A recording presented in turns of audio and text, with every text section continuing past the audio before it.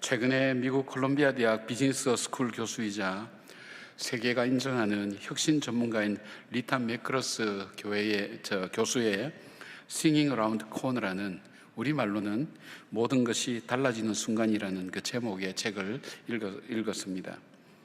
이 책에는 변곡점이라는 그 개념을 설명을 하고 있는데, 이 변곡점이라는 것은 인플렉션 포인트, 이렇게 해서 좀 쉽게 말씀드리면 한 회사가 망하게 될 때 망하는 징조가 보이지 않게 조금씩 나타난다는 것입니다. 그것이 변곡점입니다. 뭔가 이렇게 무너지기 직전에 이렇게 나타나는 보이지 않는 현상들, 그래서 아주 느리게 보이지 않게 나타나다가 이것이 어느 순간 드러나게 될 때는 걷잡을 수 없이 결국은 무너지게 되는 그런 이론을 얘기합니다. 그러면서 이 변곡점이라는 것은 위기만 가져다 주는 것이 아니라 하나의 기회가 될 수 있다고, 그 기회를 붙잡지 않으면 이 변화는 이 흐름 앞에 무너질 수밖에 없는 것이 바로 우리의 삶이나 기업이나 마찬가지라는 것이 그 내용입니다. 지금 우리 코로나 이 나라의 상황 속에서 걱정하는 것이 있다면, 이 코로나가 지나간 이후에 교회는 어떻게 될 것인가 하는 그런 수많은 세미나들이 여기저기 열리고 있습니다. 아무도 미래를 예견할 수 있는 사람은 없습니다. 어떤 일이 우리에게 벌어질지 알지 못하지만은 우리가 아는 분명한 사실은 이전처럼 그렇게 가지는 않을 것이다. 뭔가 큰 근본적인 변화의 흐름이 일어나는데, 이 흐름 앞에 우리가 지금 준비해야 될 것이 무엇인가? 이 변곡점의 이 징조들을 바라보면서 어떻게 할 것인가? 그런데 이 변곡점의 징조들이 조금씩 나타나는 것이 아니라 코로나는 함께 많이 노출되기 때문에 어디서부터 어떻게 준비해야 될지를 알 수가 없다는 것입니다. 우리 교회도 마찬가지입니다. 그런 마음을 갖고 있으면서, 그런 관심을 가지고 있으면서 오늘 성령 강림주일 기억하면서 이제 그걸 생각할 수 있었어요. 뭐냐면, 예수님께서 부활하셔서 승천하시고 떠나고 난 다음에 하나님께서 보내주시는 것을 기억하라고, 기다리라고 했던 그 기억 속에서 마가의 다락방에 120명이 모여서 그들은 무엇을 했을까 하는 생각을 하게 됐습니다. 우린 성경에 이미 해답이 나와 있기 때문에 결과와 이렇게 과정도 알고 있기 때문에 다 아는 것처럼 생각되지만 그 사람들에게는 이거 심각한 문제일 거예요. 왜냐하면 절망과 희망이 교차되는 순간이고 기회와 그리고 고난이 교차되는 순간이기 때문에 정말 예수님께서 보내주시는 바로 그 성령님, 그것을 기다리라 그럴 때 막연히 뭘 하라고 이렇게 얘기를 하지 않았어요. 기다리라고만 얘기했어요. 여러분, 우리에게 일을 우리에게 시킬 때에 가장 어려운 상사가 어떤 사람인가 하면 알아서 하라는 것, 알아서 해봐, 얼마나 그 무서운 말인지 모릅니다. 굉장히 재량을 주는 것 같은데 그게 아니라 어떻게 하는지 두고 보겠다는 얘기도 그 속에 있지 않습니까?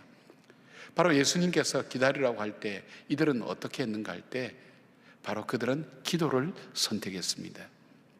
가장 절망적인 순간이면서도 가장 많은 기회의 여러 가지 길들이 열려지는 그 순간 그들이 선택했던 것은 기도였습니다. 그러면 그 생각을 했어요. 기도를 했다면 대체 무슨 기도를 했을까? 하나님, 우리 예수님이 부활했습니다, 안 계십니다, 보내준다 그랬는데 빨리 보내주십시오, 그 기도할까요? 물론 하겠죠. 지금 내 현실 속에 있는 어려움도 있습니다, 지금 내 상황이 지금 심각합니다, 그 기도도 했겠죠. 그러나 그들이 무슨 기도를 했을까? 주님께서 하신 말씀을 그들이 기억하면서 기다리면서 그들이 했던 기도가 뭘까? 어쩌면 오늘 우리가 이 위기 속에서 해야 될 기도가 그들의 기도가 아닐까 하는 생각을 했습니다. 근데 주기도문의 유대적 배경이라는 책을 쓴 브래더 영 박사에 의하면 헬라 원어적으로 볼 때 바로 이 이스라엘 120명의 사람들이 했던 기도는 그냥 프레이어, 기도가 아니라 더 프레이어, 쉽게 말씀드리면 주님께서 가르쳐 주신 주기도문을 기도했다는 것입니다. 왜일까요? 왜 그 주님께서 가르쳐 주신 기도를 그들이 가장 절박한 그 순간, 미래를 알 수 없는 그 순간에 그들이 기도했던 것이 왜 주님께서 가르쳐 주신 기도를 했을까요? 이 기도 속에는 기도 속에는, 주님께서 가르치는 이 기도 속에는 우리가 정말 기도해야 될 내용들이 이 기도 속에 담겨 있기 때문입니다. 우리는 주로 우리의 문제를 따라 기도합니다. 우리의 상황을 따라 기도합니다. 그러나 정작 우리의 삶을 진짜 지배하고 우리의 삶에 영향을 주는 가장 소중한 것들, 어떤 상황 속에서도 우리가 기도해야 될 귀중한 것들을 우리는 알지 못하는 것입니다. 우리가 알지 못하는 것을 주님이 가르쳐 주신 기도 속에 담아서 우리에게 말씀해 주신 것입니다. 주 기도문이 담고 있는 기도의 형식과 내용과 순서에도 우리는 탁월하지만은 무엇보다도 주 기도문 속에는 우리가 놓치기 쉬운 우리 삶의 가장 중요한 주제들이 담겨 있기 때문입니다. 저와 여러분을 살리고 교회를 살리며 내 삶의 가장 중요한 순간에 드려야 할 기도의 내용이 바로 이 주기도문 속에 담겨 있기 때문입니다. 우리가 해야 될 기도가 주기도문 속에 있는데 그 기도의 내용이 뭘까요? 첫 번째는 주님께서 가르쳐 주신 기도에는 관계에 대한 중요한 것을 기억하고 기도하게 해줍니다. 관계에 대한 것. 인간이 살아가면서 관계가 얼만큼 중요한가는 여러분도 잘 아실 겁니다. 그러나 막상 이것을 가지고 이것이 기도 제목이다 고 생각하는 분들은 그렇게 많지는 않을 겁니다. 미국의 카네기 공과대학에서 실패한 사람 10,000사람을 뽑았습니다. 가정생활, 직장생활, 사회생활에 실패한 사람 10,000사람을 뽑아서 이 사람이 왜 실패하게 되었는가를 집중적으로 연구하게 되었습니다. 근데 아주 재미있는 통계가 나왔어요. 이 사람들이 실패한 이유가 85%가, 그러니까 10,000명 중에 8,500명이 인간관계에 실패했다는 겁니다. 인간관계에 실패하면서 그들은 가정생활과 직장생활과 그들의 사회생활 속에 실패했다는 것입니다. 15%만이 재정이 약했다거나 지식이 없었다거나 아니면 주요 환경이 열악해서 실패한 그것이 이유지 실제적으로는 인간관계라는 것입니다. 하나님은 우리가 인생을 살아가면서 가장 소중하게 기도해야 될 주제가 무엇인지 알고 계시죠? 바로 주님은 우리에게 관계야말로 참으로 중요하다는 것을 말씀해 주고 있습니다. 그럼에도 불구하고 우리는 이 관계가 우리의 기도의 주제로 별로 잘 등장되지는 않습니다. 문제 있는 관계, 인간관계에 어려움이 생기면 기도해도 우리가 그보다 훨씬 더 폭넓은 관계가 오늘 내 인생을 만들어 간다는 생각을 우리는 별로 하지 않기 때문입니다. 하나님과의 관계, 사람들과의 관계, 자연과의 관계, 사단과의 관계, 우리 영적인 존재이기 때문에 사단과의 관계, 물질이나 지식이나 명예나 지위와 관련된 일들이 얼마나 우리에게는 많이 있습니까? 그 중에서도 하나님과의 관계는 모든 관계의 중심이면서 우선이면서 이 관계는 모든 관계를 질서 있게 만드는 굉장히 중요한 관계인 것을 말씀하고 있다는 것입니다. 그래서 먼저 하늘에 계신 우리 아버지를 부르게 하고, 그리고 가장 가까운 호칭인 아버지라고 부르게 하면서 하나님과의 관계가 우리가 어떻게 정립되어야 될 것인가 하는 것을 이 기도는 시작하면서 우리에게 알려주고 있습니다. 우리는 인생을 살면서 관계를 맺어야 할 것과 맺지 말아야 할 것에 대해서 분별하는 것이 얼만큼 중요하다는 것을 알게 됩니다. 잘못된 사상과 만났습니다. 잘못된 친구를 만났습니다. 잘못된 환경을 만났습니다. 우리에게 주어진 이 모든 것들이 잘못되게 될 때, 잘못 관계를 맺을 때에 우리의 인생은 치명적으로 실패할 수밖에 없다는 것입니다. 여러분 말씀드린 것처럼 요셉은 어떠했습니까? 그는 가정 안에서 잘못된 형제들을 만났습니다. 형제들한테서 팔렸습니다. 그러나 그 형제들과 바른 관계를 맺었습니다. 왜요? 하나님과의 관계가 바로 맺어지니까 그 자기를 팔아버린 형제들과 바른 관계를 맺었습니다. 바른 관계를 맺기 위해서 요셉이 한 것이 뭡니까? 용서입니다. 보디발의 아내가 유혹에 왔습니다.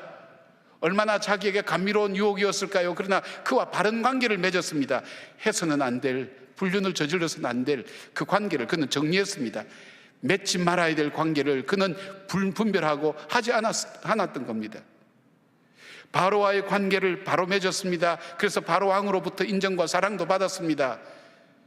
감옥에 가서도 간수들과 죄인들과의 관계도 바로 맺었습니다. 더 나아가서 흉년이 올 때에 어떻게 그가 대해야 될지, 풍년이 올 때 어떻게 될지 아는 그 관계도 그는 알고 있었습니다.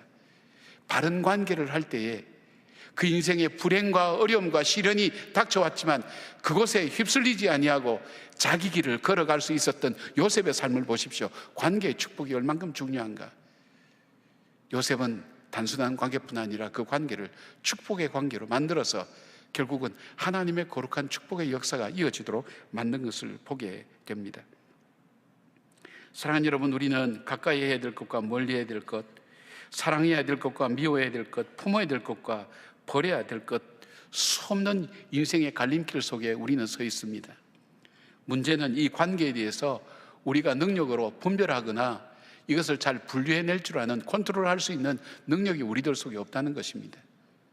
가까이 할 것을 멀리하게 되고, 멀리할 것을 가까이 하게 되고, 미워해야 될 것을 사랑하게 되고, 사랑해야 될 것을 미워하게 되고, 품지 말아야 될 것을 품고 있고, 품어야 될 것을 품지 못하는, 분별력 없고 지혜롭지 못하는 그런 일들이 우리의 관계 속에서 얼마나 많이 나타나고 있습니까? 그러나 하나님과의 관계가 바로 정립되면 우리는 무엇을 맺지 말아야 될 것인지, 맺어야 될 관계인지, 그 관계는 어떻게 해야 될 것인지, 가까이 할 것인지 멀리 할 것인지, 사랑할 것인지 미워할 것인지에 대한 그 분별이 이 기도 속에, 하나님과의 관계 속에서 이루어지는 것을 보게 됩니다.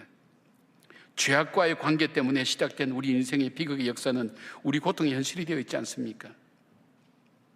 사랑하는 여러분, 누구와 어떤 것과 무슨 관계를 맺어야 될지에 대한 지혜와 능력이 어디서부터 나옵니까? 바로 하나님께로부터 나옵니다.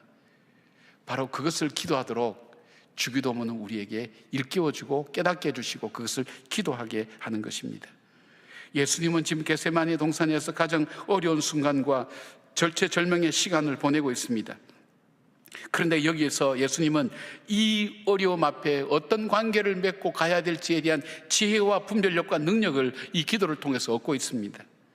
그래서 가장 피하고 싶었던 십자가의 길로 가게 됩니다. 왜냐하면 하나님과의 관계가 가장 중요하고 우선순위의 관계였기 때문입니다. 그래서 가장 피하고 싶고 고통스러운 길이었지만 하나님께 순종하는 길을 선택합니다. 하나님의 길을 순종하게 될 때 하나님께서 그를 가장 높이실 뿐 아니라 그를 통해서 하나님의 구원의 계획이 이루어지는 것을 보게 됩니다. 여러분, 우리가 주기도문을 찬양할 때나 기도할 때 우리가 흔히 잊어버리기 쉬운, 우리 인생을 살아가며 오늘도 수없는 관계 속에서 내가 어떻게 이 관계를 맺어가야 될 것인지 주님은 관심을 갖고 우리에게 바라보시고 우리에게 그것을 위해서 기도하기를 원하고 계신다는 것을 여러분이 기억하시면서 기도하는 그런 지혜로운 분별력 있는 여러분의 기도의 사람 되시기를 주의 이름으로 축원합니다. 주기도문에 담겨있는 두 번째는 무엇입니까? 우리 인생에 시험과 고통이 있다는 것을 기억하고 이겨내라는 것을 말씀하고 있습니다. 우리가 즐겨 부리는 찬송 중에 죄짐 맡은 우리 구주 찬송 가사 중에 시험 걱정 모든 괴로움 없는 사람 누군가, 근심 걱정 무거운 짐 아니 진자 누군가, 그 가사를 공감하면서 부른 이유가 뭘까요? 인생을 살아가면서 인생은 짐을 지고 무거운 걸음을 걸어갈 수밖에 없는 것이 우리 인생의 길이구나 하는 것을 우리가 공감하고 있지 않습니까? 오늘도 우리는 시험과 염려와 걱정이 우리 인생길을 떠날 수가 없다. 늘 내 삶 속에는 시험과 염려와 걱정이 내 삶에 머물러 있다는 것을 우리가 알기 때문에 이 찬송 부를 때 가슴 깊게 부를 수 있는 것 아니겠습니까?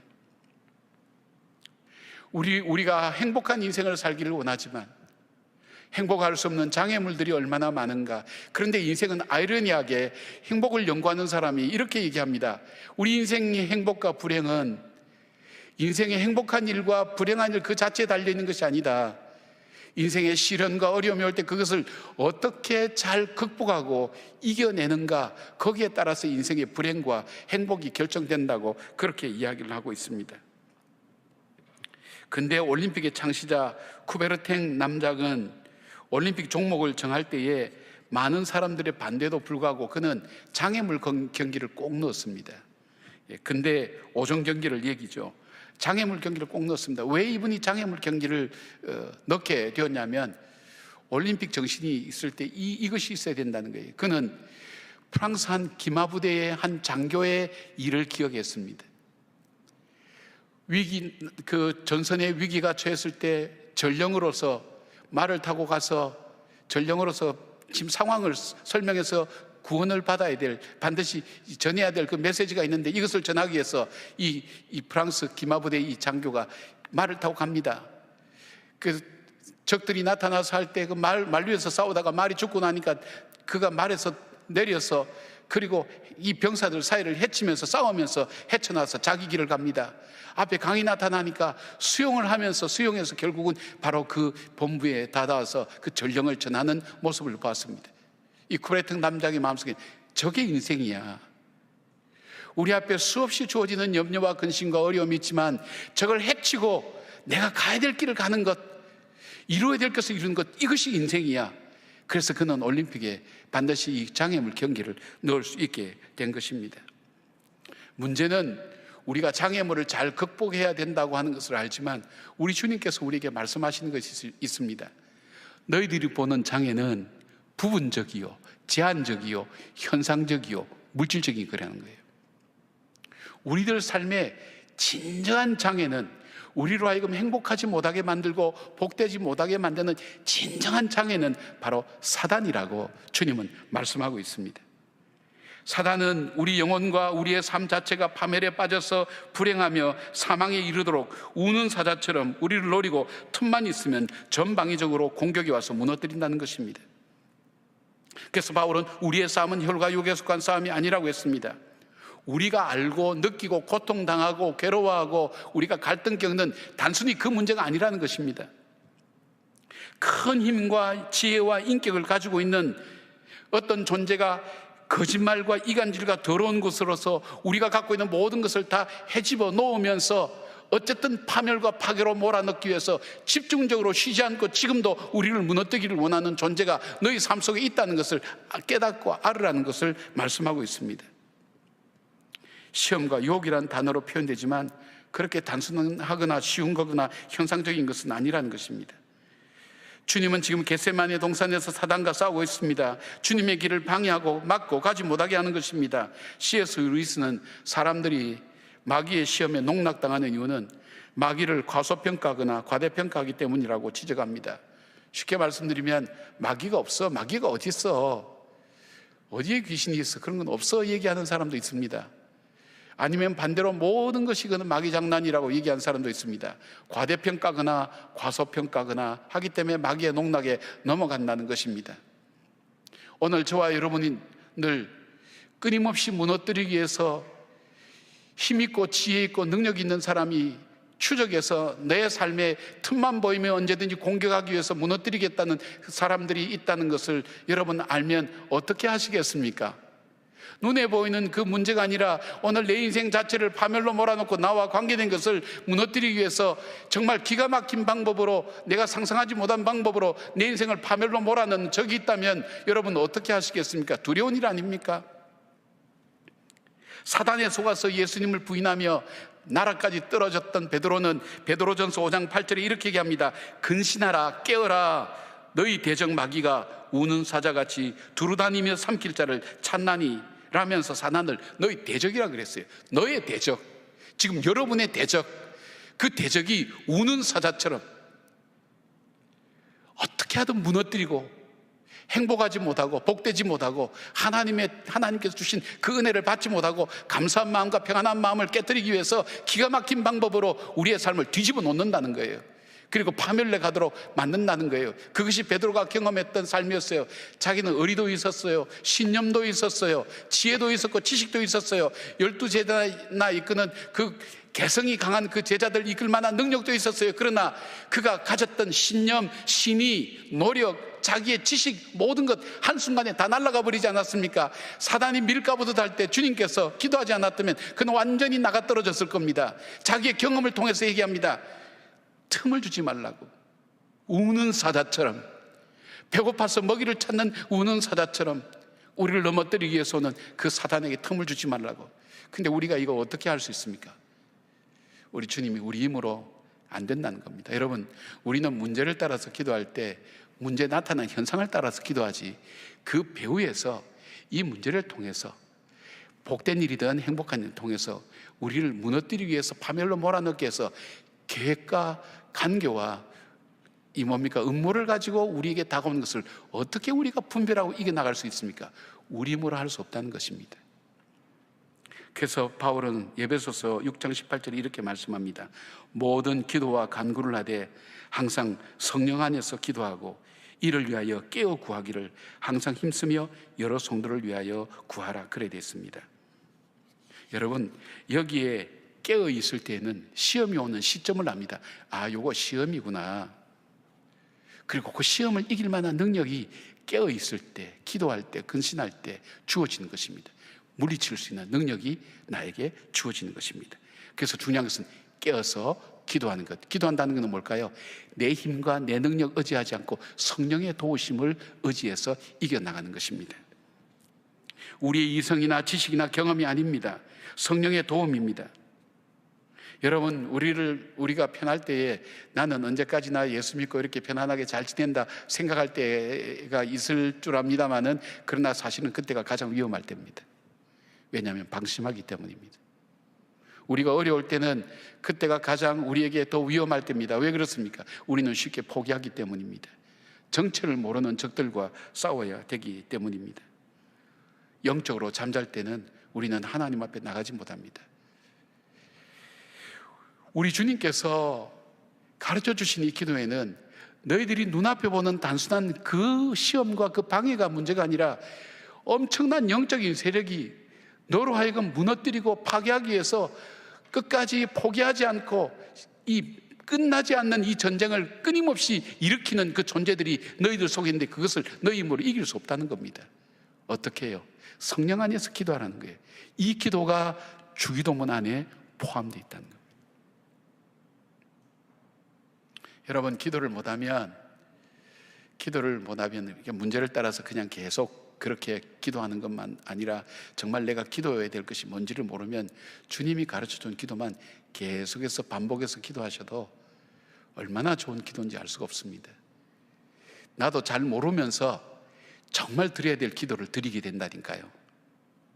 그러나 나는 논리 있고 조리 있고 그리고 합리적이고 이성적이고 말 잘하고 그렇게 해서 기도한다 할 때, 그러나 그럼에도 불구하고 그 속에는 우리 영적인 세계를 보지 못하면 영적으로 마귀에게 타격을 줄 수 있는 기도를 우리는 하지 못하는 거예요.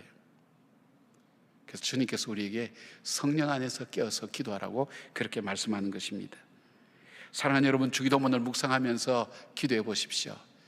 주님께서 우리가 눈앞에 보이는 이 일보다도 그 너머에 우리로 하여금 불행하게 만들고 우리를 파괴하는 어둠의 영들의 역사들이 훨씬 더 많다는 것을 우리로 하여금 일깨워 주시고, 깨어서 근신하며 성령의 도우심, 우리 자신만의 힘이 아니라 하나님, 내 지식이 아닙니다, 내 의지가 아닙니다, 내 경험이 아닙니다, 내가 갖고 있는 어떤 소유나 능력이 아닙니다. 성령께서 도와주시지 아니하면 나는 이길 수 없습니다는 영적인 기도와 권세와 능력이 바로 이 주님이 가르쳐 주신 기도 속에 있다는 것을 믿는 여러분 되시길 바랍니다. 세 번째로, 주기도문 속에는 하나님이 가장 기뻐하시는 감사와 찬양의 기도를 바로 하게 합니다. 다윗은 가장 험난하고 힘든 인생을 살았던 사람입니다. 그럼에도 불구하고 목동에서 왕이 된 사람이며 하나님 뜻에 합당한 사람이라는 최고의 칭찬을 들었던 사람입니다. 목동에서 왕이 되었다, 그 쉬운 얘기가 절대 아니죠. 근데 그는 그 이유에 대해서 시편 37편 4절에 이렇게 이야기합니다.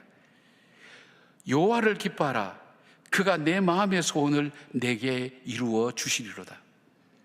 놀라운 결론입니다.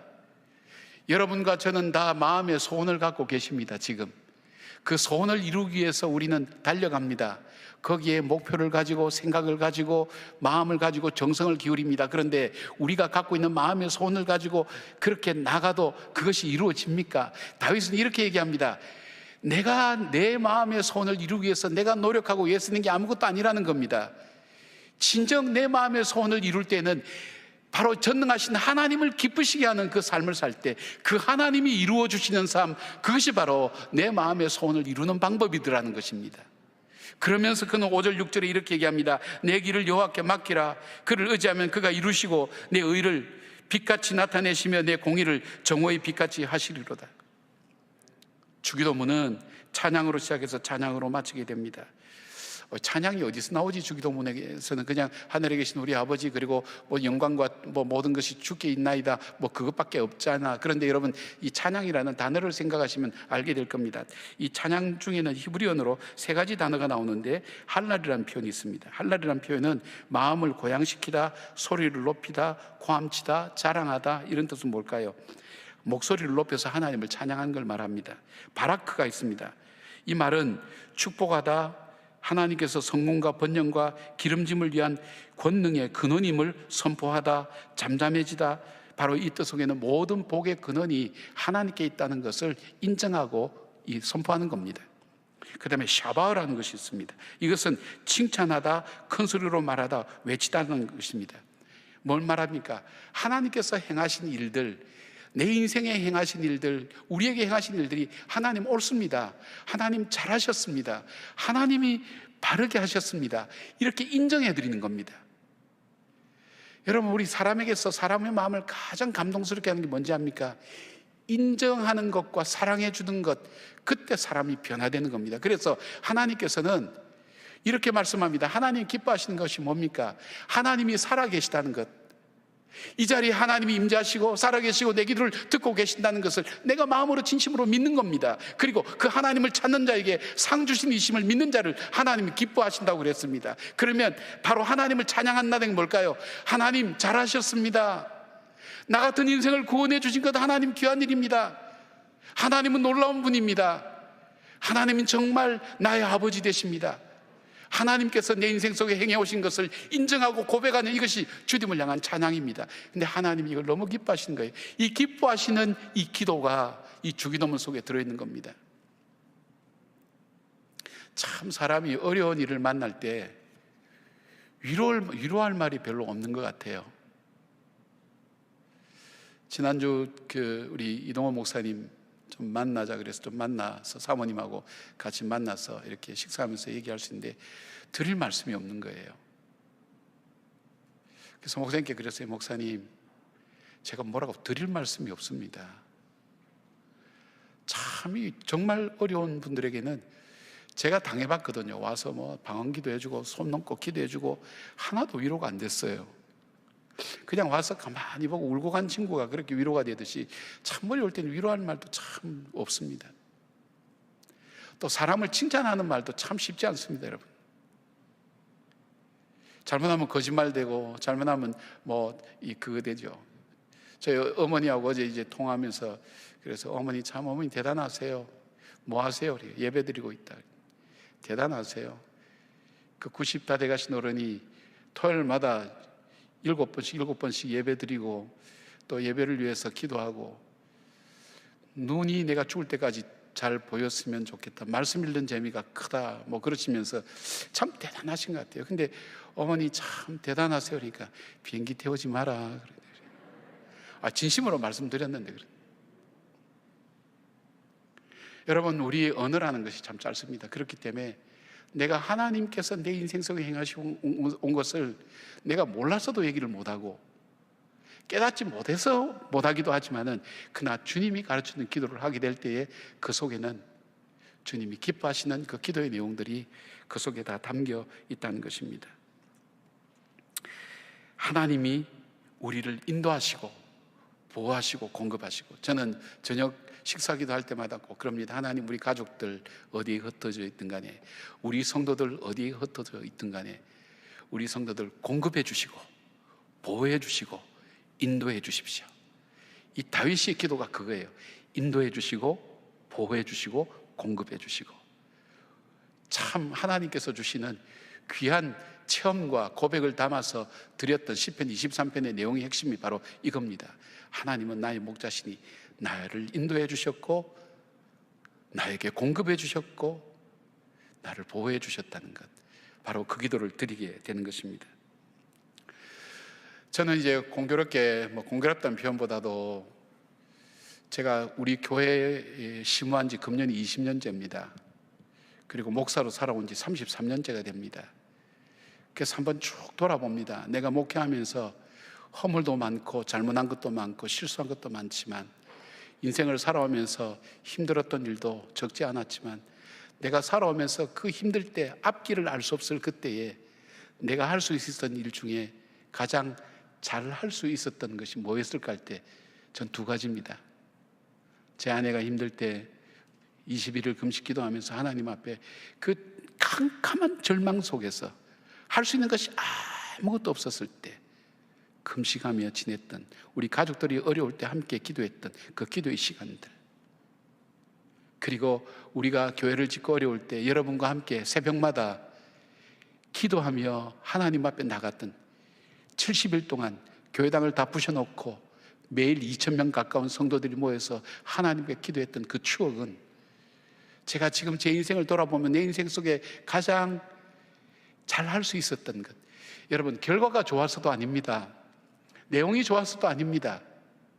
그 기도가 나의 미래를 열어주었던 것입니다. 그 기도가 교회의 미래를 열어주었던 것입니다. 기도가 내가 알지 못했던 것을 예비하도록 준비해 주셨다는 것입니다. 내 인생의 마지막에도 하나님 앞에 기도하면서, 내 앞으로의 삶이 어떻게 될지 모르지만 하나님 앞에 기도하면서 준비할 수 있다는 것, 내가 나를 위해서 가장 잘하는 것, 그것이 기도가 아닐까요? 여러분, 영국과 프랑스는 둘 다 큰 소용돌이 속에서 사회가 변하게, 근대사회로 넘어오게 됐습니다. 근데 프랑스는 피해의 혁명을 통해서 수많은 희생의 대가를 치렀고, 영국은 그냥 혁명이 없이 무혈혁명으로 이렇게 변화가 되었습니다. 근데 그 영국의 그 무혈혁명의 그 뒤에 배후에 자주 등장하는 사람이 누군가 하면 존 웨슬레라는 사람입니다. 이 감리교를 창시한 분입니다. 근데 이 존 웨슬레의 형제는 무려 19명이 있었습니다. 그 어머니 수잔나 이 웨슬레는 19명의 자녀를 길렀어요. 여러분, 아이 한 5명만 길러도 정신없잖아요. 밥 해야죠, 빨래 해야죠, 아이들 가르쳐야죠, 얘기해야죠. 시간이 없는 거예요. 19명 아이를 기른 거예요. 길렀는데 자기 시간이 없는 거예요. 그런데 그분은 그래도 비교적 자기가 낼 수 있는 시간, 오후 1시부터 2시 사이, 그 사이에 자기 방문을 걸어 잠그고 그 아이들 하나하나의 이름을 부르면서 기도를 했습니다. 거기에 존 웨슬리가 있습니다. 찰스 웨슬리가 있습니다. 영국을 변화시킬 수 있었던 하나님의 사람들이, 선한 사람들이, 그 사회를 새롭게 바꾸어 나갈 하나님의 선한 사람들이 그 어머니의 기도를 통해서 세워질 수가 있었습니다. 1시간 기도, 주님께서 1시간도 나와 함께 깨어 있을 수 없더냐 하는 것이 시간적인 1시간만을 의미하는 것은 아닐 것입니다. 내가 하나님께 드릴 수 있는 가장 귀한 시간, 복된 시간, 주님과 함께 깨어서 동행하는 그 시간에 대한 이야기가 아닐까요? 사랑하는 여러분, 오늘 우리가 이 어려운 이 시대를 지내면서 우리가 할 수 있는 가장, 내가 나를 돌아볼 때도 참 잘했다 할 수 있는 일이 뭘까요? 바로 기도하는 일일 것입니다. 1시간 기도입니다. 1시간도 나와 함께 깨어 있을 수 없더냐, 동갈 수 없더냐. 여러분, 집에서도 여러분들이 그냥 일하면서도 힘드시면 그냥 주기도문 그냥 암기하시면서 이렇게 왔다 갔다 하셔도 괜찮습니다. 집에서 그렇게 기도하시다가 교회에 한 번이라도 나오셔서 1시간 동안 하나님 앞에 엎드려 기도하는, 바로 이 기도가 쌓여질 때 여러분, 한국 사회는 큰 변화의 소용돌이 속에서도 가야 될 마땅한 역사의 방향으로 갈 수 있으라고 생각됩니다. 작은 땅덩어리의 나라가 열방을 축복하는 축복의 통로로 쓰여질 수 있도록 나라를 위해서 기도해 주시고, 특별히 내년에는 대선이 있습니다. 한 사람을 뽑아놓으면 5년 동안 어떤 일이 일어날지 우리가 경험하고 있지 않습니까? 매년마다, 우리 매번마다 그 경험하고 있지 않습니까? 백성들이 불쌍하지 않습니까? 우리가 하나님 앞에 기도해야 될 이유가 얼마나 많은지 모릅니다. 코로나가 백신이 종식이 아니라 정말 하나님께서 끝내주셔야 끝나는 겁니다. 그리고 내 자라나는 내 자녀들과, 그리고 코로나 이후에 이 한국교회가 새롭게 거듭나서 변화될 그 일들을 위하여 하나님이 가장 기도하기를 원하시는 그 기도 제목을 붙들고 함께 기도하는 우리 성도들이 될 때에 주님께서 우리의 기도를 마중물 삼으셔서 정말 우리를 긍휼히 여기시고 이 한국 민족을, 저 북한에 있는 우리의 동포들까지도 함께 한 나라 한 민족이 되어서 정말 열방 가운데 축복의 통로로 쓰임받는 그런 나라가 될 수 있도록 여러분의 기도를 주님 지금도 구하고 계십니다. 초청하고 계십니다. 기도의 자리로 여러분을 초청합니다. 함께 기도하겠습니다. 하나님, 사랑하는 우리 성도들, 이 어려운 시대에 함께 예배 자리에 있다는 것 얼만큼 귀하고 복된 일인지 알 수 없습니다.